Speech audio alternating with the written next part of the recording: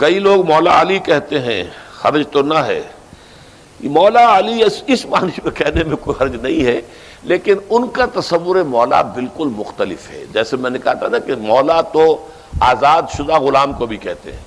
اب حضرت علی کو وہ اس معنی میں تو نہیں کہتے نا. مولا حضرت علی کے نام کے ساتھ اگر وہ لاتے ہیں تو وہ تو کسی اور انداز میں من کنت مولا فعلی مولا ہو، یہ بھی حضور نے فرمایا، اس لیے مولا کہنا اس میں کوئی حرج نہیں ہے. لیکن یہ ہے کہ ایک ہے جسمانی میں کہ اللہ کو آپ مولا کہتے ہیں. اب ہمارے اہل تشیع جو ہے وہ تو در حقیقت اس درجے تک حضرت علی رضی اللہ تعالیٰ عنہ کو پہنچا دیتے ہیں. مشکل کشا علی ہے، حالانکہ مشکل کشا تو اللہ کے سوا کوئی نہیں ہے. حضرت علی رضی اللہ تعالیٰ عنہ تو خود مستقل طور پر مشکلات کے اندر پھنسے رہے، اور ان کا جو ہے وہ مسئلہ وہ حل ہی نہیں کر سکے.